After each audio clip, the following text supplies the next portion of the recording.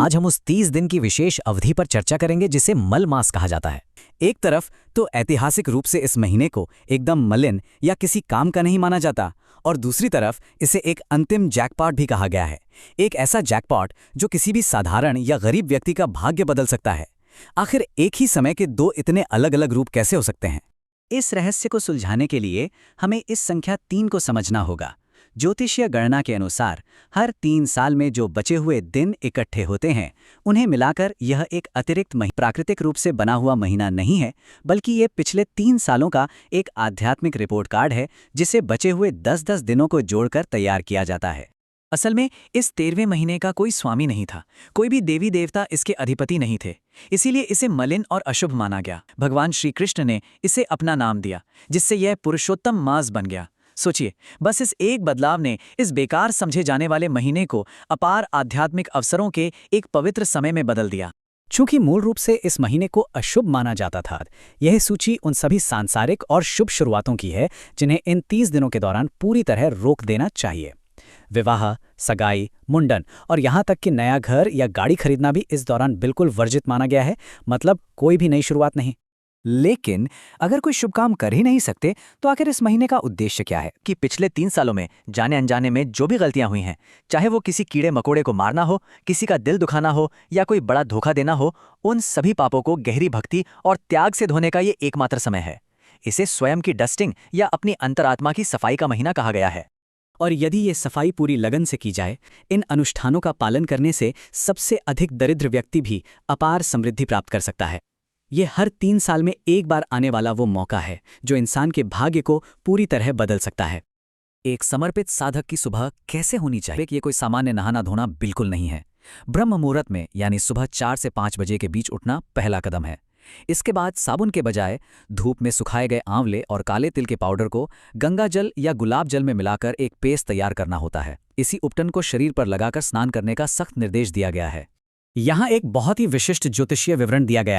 हालांकि ये दिनचर्या सभी के लिए फायदेमंद है, लेकिन कुंभ, मीन और मेष राशि वालों के लिए ये स्नान प्रक्रिया बिल्कुल अनिवार्य है। इन 3 राशियों के लिए ये कोई विकल्प नहीं, बल्कि एक सख्त नियम है जिसका पालन किया जाना ही चाहिए। स्नान, पूजा, दिए और दान। आइए समझते हैं कि पुरुषोत्तम मास के दौरान भक्ति के क्या मुख्य नियम हैं।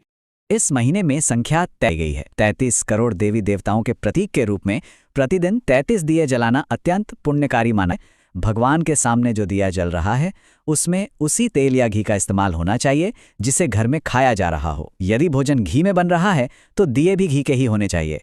दान के मामले में भी नियम बहुत स्पष्ट हैं, और ये सिर्फ पैसे देने तक सीमित नहीं है। कबूतरों को बाजरा देना, गायों को रोटी और आश्रय देना, कुत्तों को दूध और चींटियों को भोजन देना। इसके साथ ही तुलसी और आंवले के पेड़ की पूजा को इस महीने का एक बहुत ही महत्वपूर्ण हिस्सा माना गया है। धार्मिक ग्रंथों और तीर्थ यात्राओं के लिए भी स्पष्ट दिशा निर्देश हैं। ज्योतिषी श्रीमद् भागवत, गीता, रामायण या सुंदरकांड के पाठ की पुरजोर सिफारिश करती हैं। और क्योंकि ये महीना भगवान कृष्ण को समर्पित है, इसलिए वृंदावन या द्वारकाधीश जैसी जगहों की तीर्थ यात्रा को सबसे उच्च कोटि का फलदायी कार्य बताया गया है। यदि कोई व्यक्ति अपने गुरु द्वारा दिए गए किसी विशेष मंत्र का जाप नहीं कर रहा, ये विशिष्ट मंत्र इस महीने के लिए सर्वोत्तम है।